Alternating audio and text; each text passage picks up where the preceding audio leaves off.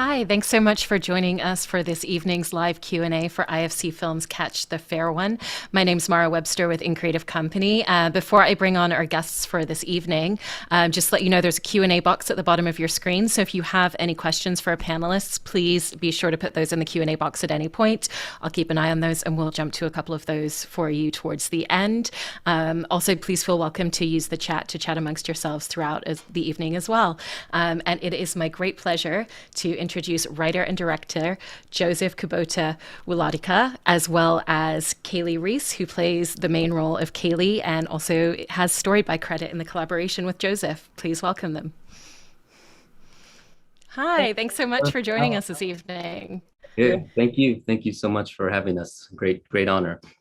Of course. And I wanted to start by talking about the genesis of your collaboration and starting with you, Josef, because this began by you becoming aware of Kali and her work as a boxer and being interested in reaching out to her with the idea of a story that you could potentially tell together. And I know that you went and you took your camera with you the first time that you met her. And so what were some of the things that you started to film just even during those first conversations and those initial kind of inklings of story that you saw that you could tell, particularly with Kali? Well, it was one of those things.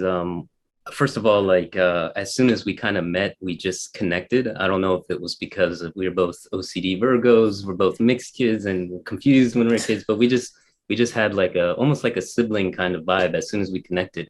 In the first part of the process, I really just wanted to hang out with her, because I knew she was, first of all, like I was falling in love with the sweet science of boxing, but she's this world-class boxer and she's this amazing artist and activist that uses her platform to speak on things that she wants to talk about. So I really just wanted to spend time with her and interview her and talk about, get to know her. I told her I was a filmmaker.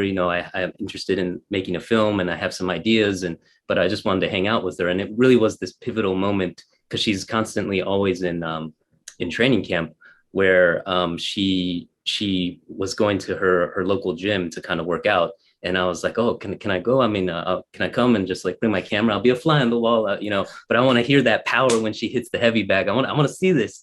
So we go to this, our typical gym in Providence, and she's there. She's a gal amongst all these like world champion boxers. It's a really, really well-known boxing gym.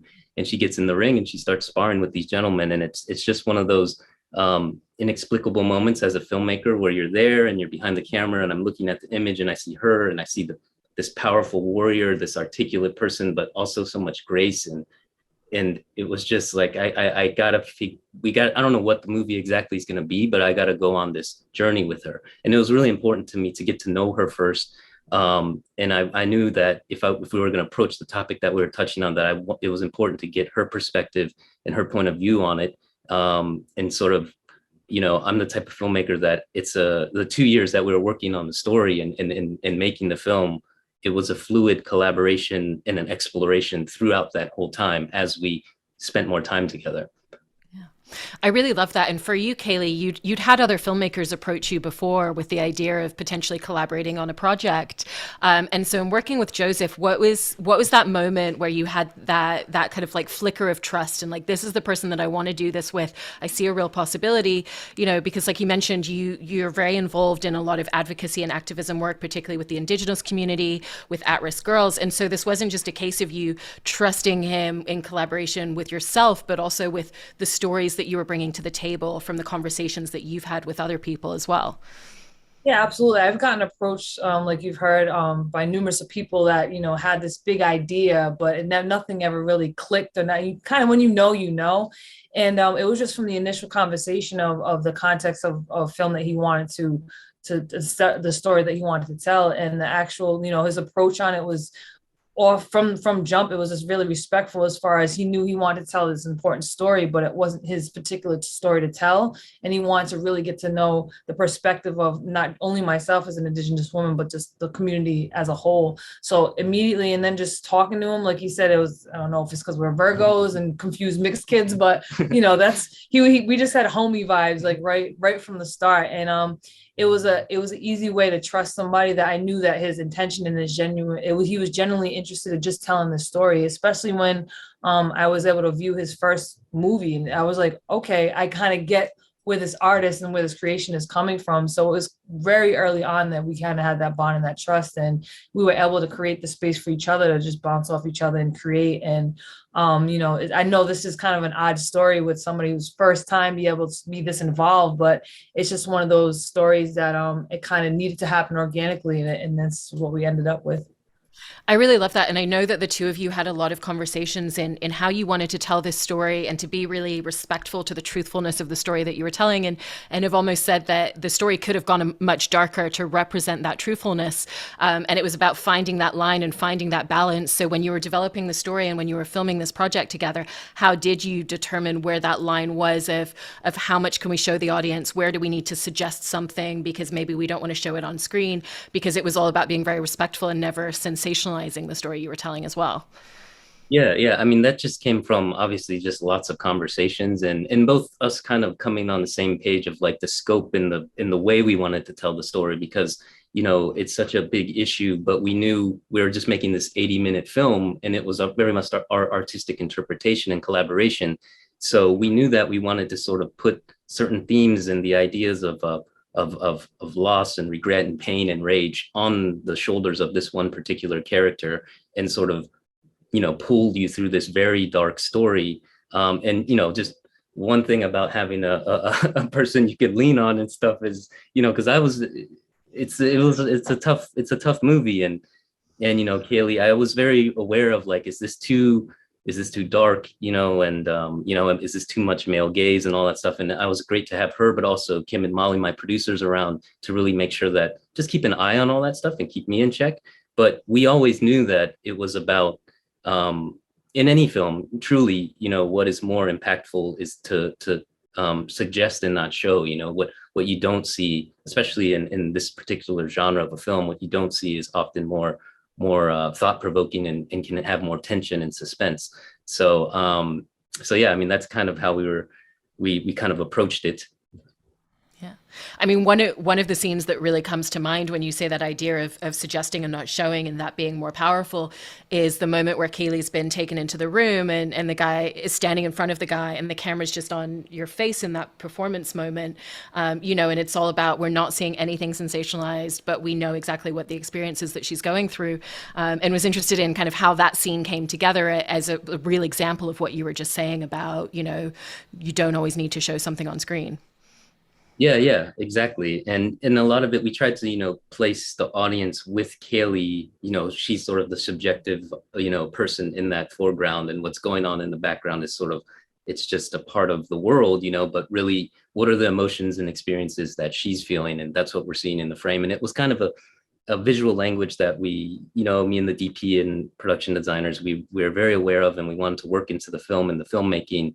And we also, we wanted to, because it's so intense and we're with her, so much of it here, that we also wanted to pick and choose these moments where we kind of cut out to these static, strong, wide frames to just give the audience, even though it's kind of unrelenting, I know, just like a little bit moment of like breathing and thinking and registration and processing, because the film, for us, it was always a film that we knew was going to be a very, very tight ride. Kind of, you come in late, you get out early, and you take the audience on this cathartic ride and try to leave them in the place of thought and of thinking. And that's not only just, it's also from practical reasons too, because we are independent film and we didn't have a lot of money to make this film, so we knew that it had to be, the scope of it had to be executable for us, just from a practical logistical standpoint. Yeah, I mean, and then Kaylee, with Joseph bringing up there the fact that the camera is so close on your performance throughout, which is one of the things I loved, and I love the fact that there's so many moments that exist where we're just watching you on screen and there's not necessarily any dialogue, but we're getting so much communication, we're getting so much story from your performance. And so how did you kind of navigate a performance that is so internalized and has so many of those moments where it's really just about you and the camera very close up and really finding all of the different nuances of all the scenes? Yeah, that's a good point. And early on, Joseph really was thorough in explaining to me what kind of emotion and what kind of ride this really was going to be. And being very self-aware of my athleticism and kind of what is obvious, I knew that was going to be something that was, maybe people thought the movie was about boxing, but I know we had to flip it on its head, and that was the last thing it was about. So you know, he really took the time to explain to me, like, it's all in your eyes and it's all in body language. You really want to tell the story, and the whole, you know, suggest and not verbally say anything, because you can write on one page what this girl said, but and especially being a natural people watcher and really just want to watch people's behavior, I really understood that the themes were not going to come across as saying I'm angry right now or I'm sad right now. It had to really be in every breath that she took, everything that she did, whether it was at her job, her training. She had to keep that sense of loss, because that was her one goal, that she just wanted to find her sister and get back to being that powerful boxer again. So I think awkward silence is very powerful and is very deafening, and just really, you know, breaking down this character and understanding what our goal was and what the themes were kind of my bread and butter there. And I just knew also, me personally, coming into a new world and being an athlete, walking to an actor's, you know, and wearing the actor hat, I knew, especially the first day on set, it was kind of like eyes roll, here comes another athlete trying to be an actor. So I'm like, okay, here comes another opportunity for me to prove everybody wrong and also prove myself right. And there's obviously something and a lot of trust that he sees in me that I didn't realize I even had. And it was just amazing to just be able to do that without saying it. And from what I'm told, it's like the hardest thing to do as an actor. And I kind of do things bass backwards. So I guess, you know, we just kind of landed where we needed to. I love that. And, you know, in being an athlete and stepping into acting, though, you know, I know that this is something that you've been interested in for a while in pursuing, but just kind of didn't have the path forward until this particular project. You know, and when you look at athleticism, and particularly when you're in the ring, that's all about storytelling as well. You know, you're telling the audience a story. And so what were a lot of the parallels or tools that you really found just carried over quite seamlessly into the way that you had to think about storytelling as a performer in acting? Honestly, my dedication and my discipline has played a huge part, because, you know, it is a performance when we are telling a story as fighters, and it's the beautiful art and beautiful science of you know, it's you have to be so calm in such a chaotic world, which is, you know, similar to being on set. There's so many things that happen, but you have to stay very, very present when you're fighting, and you can't think about it too much, because it, you know, it's going to come off as, you know, fake, or you might have a plan, but you don't know exactly what's going to happen until that bell rings, until you have your opponent in front of you. Just like we've practiced hundreds of times different scenes, but it was so different when I was actually on set with these actors and in the moment. It is such a reactive type of thing with boxing and with acting.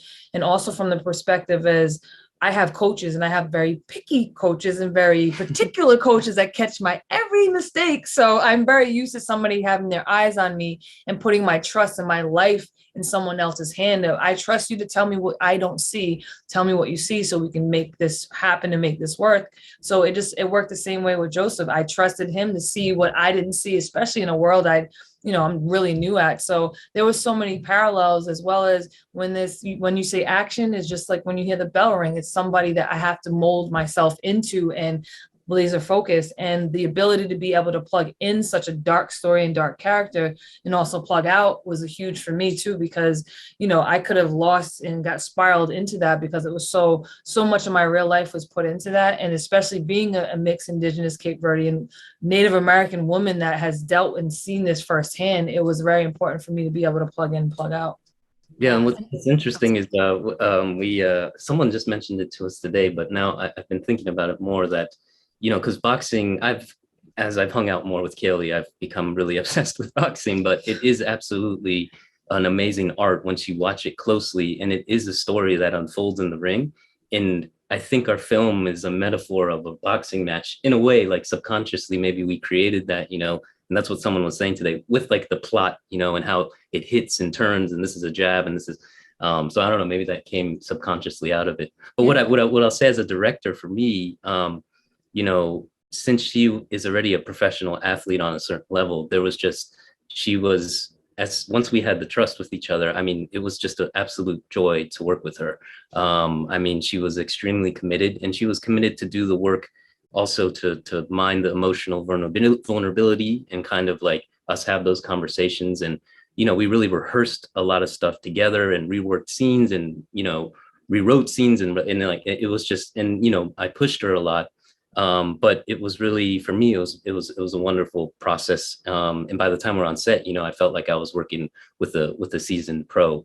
So yeah, and you know, we got to give a shout out to Sheila Absolutely. Grace, because so Absolutely. for, you know, it was a 2-year process leading up to the shooting of the film, but I knew that it might be good to have her work with an acting coach, someone else, give her a little different objective and a little different feeling than just me, because we had kind of grown so close in a way. And so a few people that I know recommended Sheila because she's done a really amazing, great work. And so, you know, I threw Kaylee into this 1-week boot camp with her, and I was gone. You know, I was ghost. I wasn't anywhere around. And I knew it was just I knew there was more that could be done, and I had to check my ego there and trust this other woman to take her and connect with her in a certain way to help her sort of just be able to be present in the scenes while all this other machination of the shoot is going on and all these other people are around. So yeah, just got to give a shout out to Sheila. Yeah, absolutely.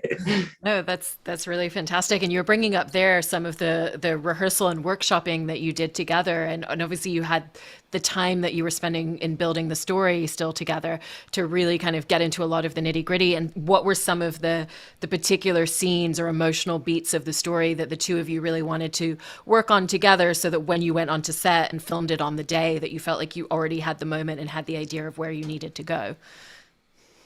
Yeah. Yeah, we did the scene with her mother. Her and her mother was a big one, especially with, you know, just getting to know me and my story. Again, there was a lot of parallels and things we took out of my real life. And just as the script kind of changed and changed and changed, that was kind of like, that was the first time you kind of really saw her get emotional and really kind of seen the depth within her. And they kind of repeated themselves as the story went on, but that we've practiced that a lot in a lot of different ways. You beat me up with that scene. And even on the day, what we ended up with was not what was written on the paper, but he created such a space. And I had a wonderful, I call her my mom now, Kimberly Guerrero. She gave me so much to work with. And I, you know, the whole set was so supportive in allowing me to work and explore this whole crazy scene, but a very important scene because it had so many layers. And you know, with how Joseph works is, what he says is like, you know, what's on the page is just a guide, but he just really values that realism and that real interaction with real people. So we got to create some awesome moments. Yeah. And I think, you know, we flagged that scene. I mean, we knew it's interesting now having people have watched the film and getting reactions. And it's almost like that scene, obviously, like after that scene, you know, the journey starts, and it's really just the pedal to the metal till the end of the film.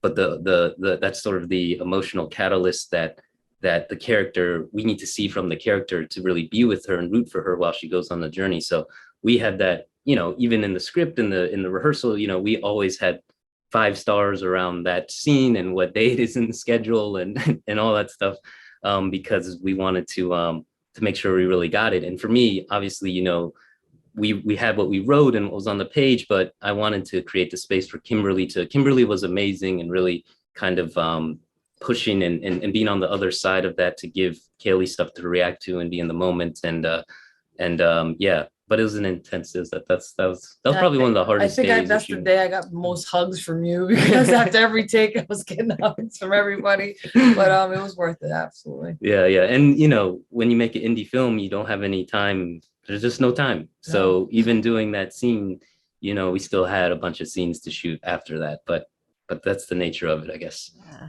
And Joseph, you're bringing up there the idea of the way that we're really there with Kaylee's character, you know, in that scene. But again, just kind of going back to what we were talking before in so many moments. And it sounds like that really influenced the choice of lenses that you used throughout the film, because you wanted us to have that close up feeling.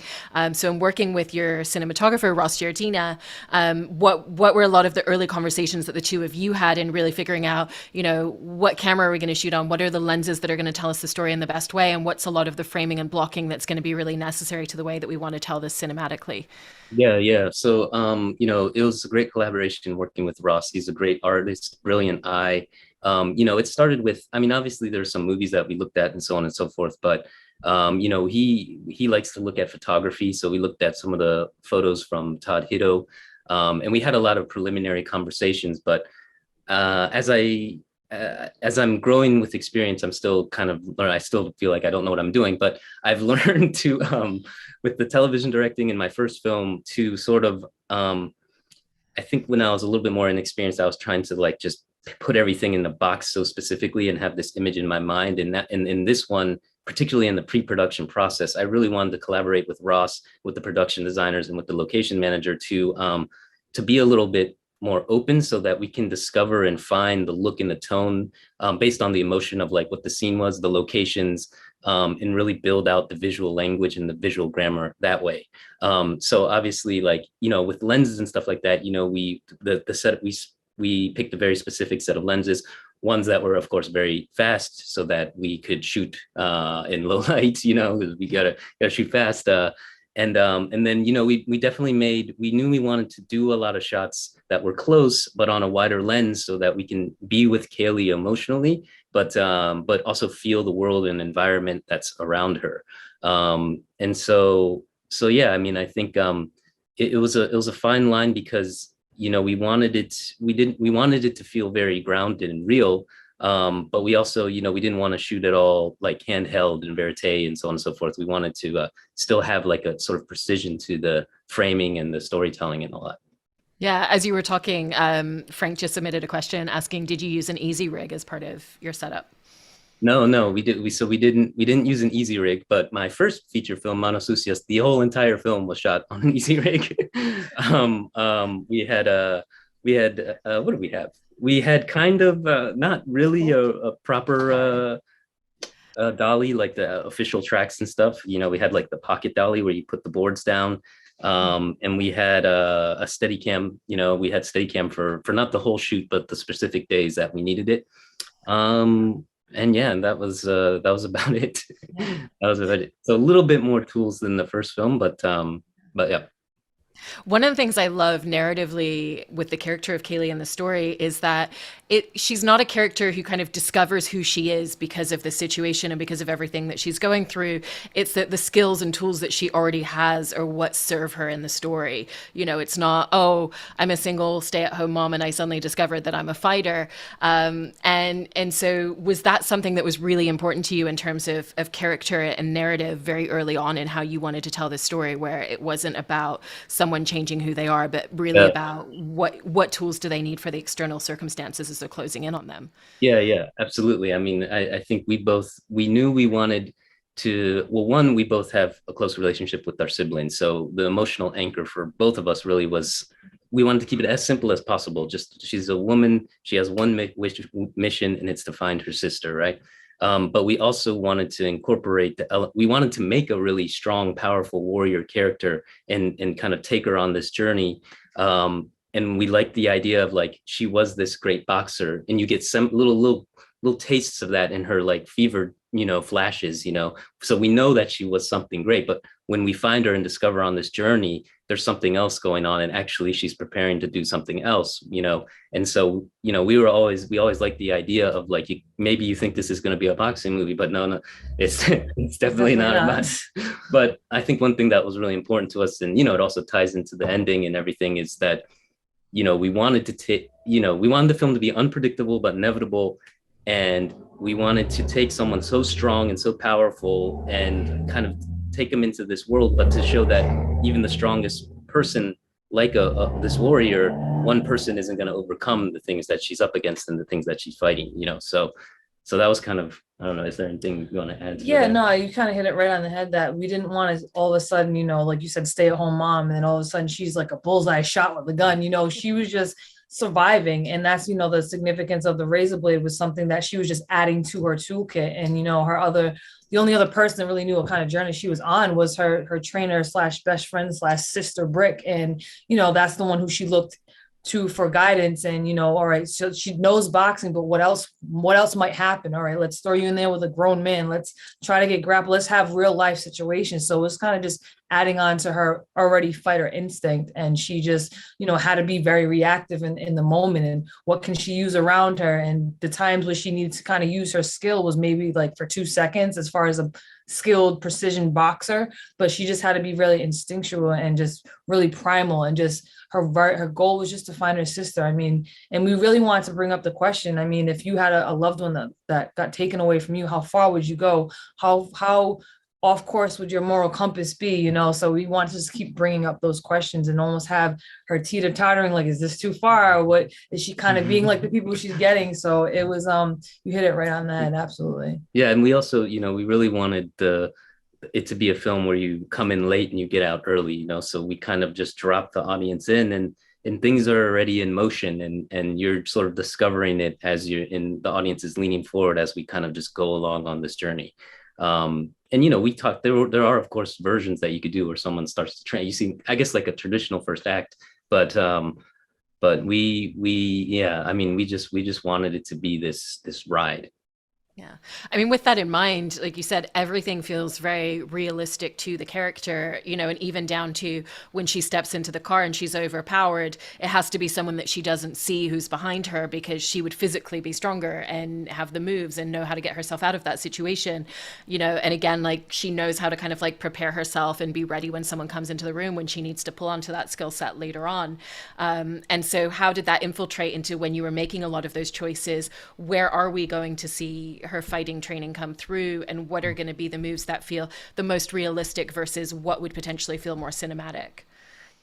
Yeah, I mean, I think it was a fine line to walk, because we didn't want it to turn into, and I still don't know how we did it. I mean, it's there were some versions that were kind of like goofy boxing, like she like box, there was a lot of different versions. That's true. There was like I had to a kind of stand down and then like a knockout. I think what it was it's tough. It's because you don't want it to turn into like, obviously it's not like John Wick or elevated like that, or you don't want it to turn into like even Jason Bourne or something. So, I have to give a lot of props to Chaz Mendez, our stunt coordinator, because he really, it was all of us kind of coming together to keep it sort of primal and real, but it also needed to be a little bit like a little bit sloppy, so not so finely choreographed. And we knew that because she's a real boxer, professional boxer, maybe people would be expecting that. But that's why we kind of, yeah, I mean, we tried to always, as much as we could, even in the creative process, like kind of zig when we should zag, and all those things. You should weave. Yeah. So great. And then we have a question that's come in for both of you. What was the most challenging scene to film? You go first. Well, I haven't told the script story, have I? No, don't tell that. No. I mean, the whole movie was tough to film, especially this is my first time. But like I said, we had such a supportive system as far as the cast and crew. But I would probably say when we were in the train yard, running through the train yard, I mean, that was a cold, dreary, low light, very early, very late rush, but hurry up and wait day. There was a lot of things that I didn't foresee happening, and running on pretty much ice. It was fun, but it was tough because I was just learning how to keep, like, there was so many technical things that I had to learn on the fly, like how do you look like you're running fast but you're really going nowhere. Like, there was so many things that I had to learn on the fly, so that's probably one of the hardest days. Yeah, I mean, I'll second that. Anytime you're out in the real elements like that, you as the director, I mean, you just feel the pain of of everyone and the whole entire crew, and the actor who's down on the ground and he's just been shot and it's like snowing and it's 2 degrees. So the physicality of that is so hard. But for me as a director, I also love those moments when you're kind of like in the real elements, because you feel really alive. You can feel like that location was really amazing. I mean, It just had this I don't know, this feeling, this tone, this like texture to it. So that definitely was one of the hardest ones. And then I think always the most important thing is performance and the life in front of the camera. And for me at least, it's one of the things that I'm still trying to learn and always remember. So then obviously I think the scene with her and her mom was, that one was one that I was just, losing sleep over and nervous about and all that stuff. But yeah, I mean, we, really tried to make agreements and make everyone as comfortable as possible to do the best we could for that scene. Yeah. Well, I think I want to wrap out with something that someone submitted that's more of a comment than a question. But Lucy was saying it's one of the most provocative films I've ever experienced. Great true grit story, needs to be seen by the world. So congratulations on such a great film. And thank you so much, Kali and Joseph. Really, really appreciate you sharing all of this with us this evening. Thank you so Thank much. you so much. It's our pleasure. Thank you for having us. Yeah, thank you for thank taking the time for watching. Yeah, too. and everyone who's watching, and thank you so much for watching the film. We really appreciate it. Thank you so much.